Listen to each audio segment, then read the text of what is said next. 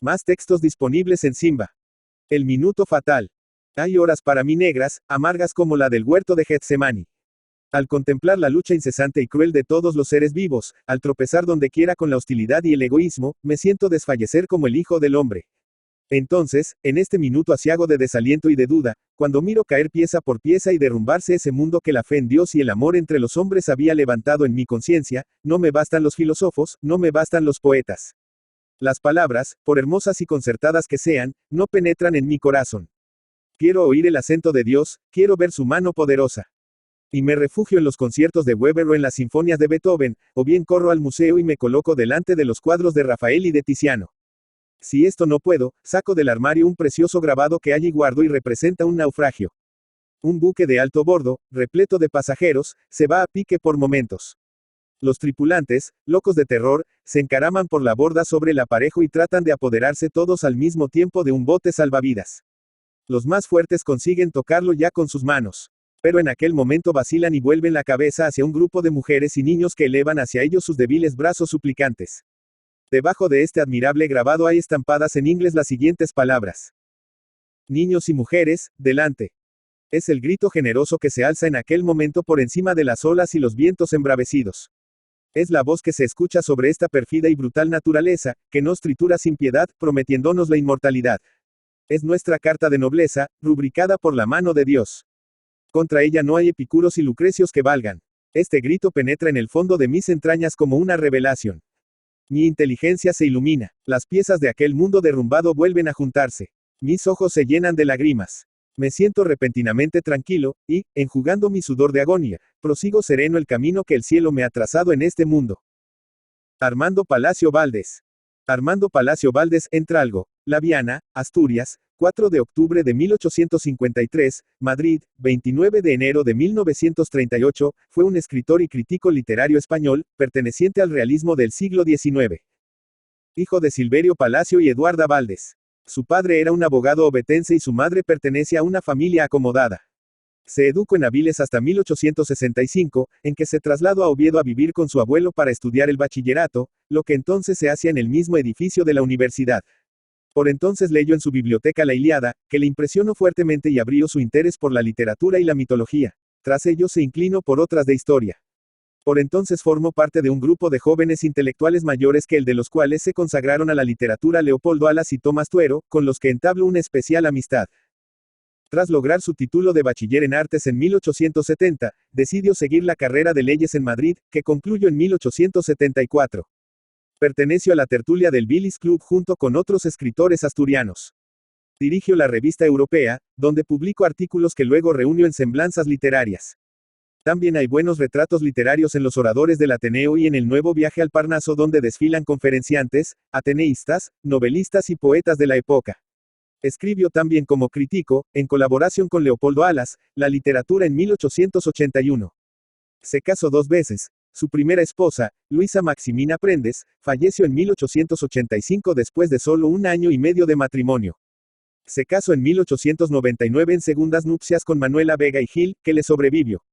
Al morir José María de Pereda en 1906, ocupó el sillón vacante en la Real Academia Española. Marta y María por Favila en Avilés. Se dio a conocer como novelista con El señorito Octavio, 1881, pero ganó la celebridad con Marta y María, 1883, ambientada en la ciudad ficticia de Nieva, que en realidad representa Avilés. En esta época de su evolución literaria suele ambientar sus novelas en Asturias. Así ocurre también con El idilio de un enfermo, 1884, que es quizá su obra más perfecta por la concisión, ironía, sencillez de argumento y sobriedad en el retrato de los personajes, algo que Palacio Valdés nunca logró repetir. También de ambiente asturiano son José, 1885, y El cuarto poder, 1888, donde de la misma manera que en La regenta de Leopoldo Alas se realiza una sátira de la burguesía provinciana, se denuncia la estupidez de los duelos y la fatuidad de los seductores. Su novela Riverita, 1886, cuya segunda parte es Maximina, 1887, transcurre en Madrid y revela cierto pesimismo y elementos autobiográficos.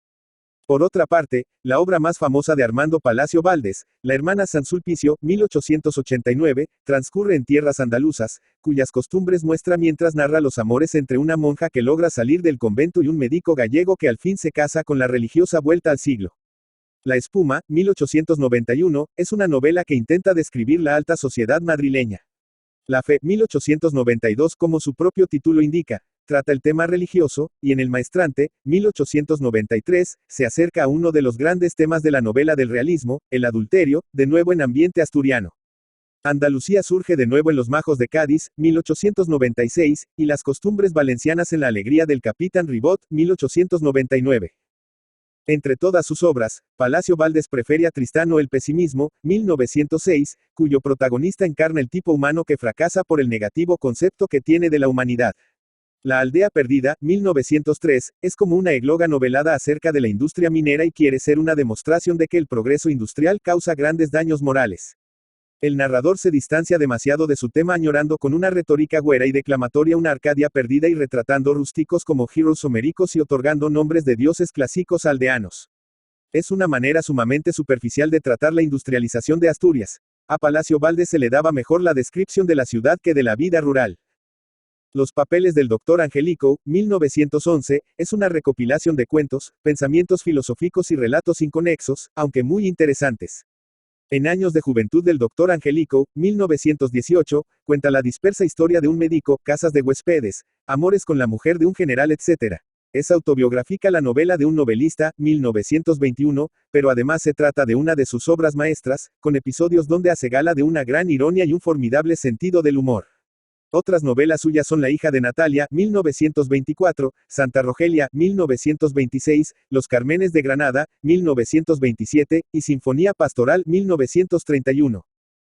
Hizo 2 colecciones más de cuentos en El pájaro en la nieve y otros cuentos, 1925, y Cuentos escogidos, 1923. Recogió algunos artículos de prensa breves en Aguas Fuertes, 1884. Sobre la política femenina escribió el ensayo histórico El gobierno de las mujeres, 1931, y sobre la Primera Guerra Mundial en La guerra injusta, donde se declara aliadófilo y se muestra muy cercano a la generación del 98 en su ataque contra el atraso y la injusticia social de la España de principios del siglo XX. En 1929 publicó su testamento literario, en el que expone numerosos puntos de vista sobre filosofía, estética, sociedad, etc., con recuerdos y anécdotas de la vida literaria en la época que conoció. Durante la Guerra Civil lo encontramos en Madrid pasando frío, hambre, enfermo. Los hermanos Álvarez Quintero lo atendían con los escasos víveres que podían reunir. Palacio Valdés, el amable, el otrora célebre y celebrado, vanidosillo y fecundo escritor, moría en el olvido, sin ayuda, el año 1938. Póstumo es el álbum de un viejo, 1940, que es la segunda parte de la novela de un novelista y que lleva un prólogo del autor a una colección de 50 artículos. Sus obras completas fueron editadas por Aguilar en Madrid en 1935, su epistolario con Clarín en 1941. Armando Palacio Valdés es un gran creador de tipos femeninos y es diestro en la pintura costumbrista. Sabe también bosquejar personajes secundarios. Al contrario que otros autores, concede al humor un papel importante en su obra. Su obra ha sido muy traducida, especialmente al inglés, e igualmente apreciada fuera de España. Es seguramente junto a Vicente Blasco Ibáñez el autor español del siglo XIX más leído en el extranjero. Su estilo es claro y pulcro sin incluir neologismos ni arcaísmos.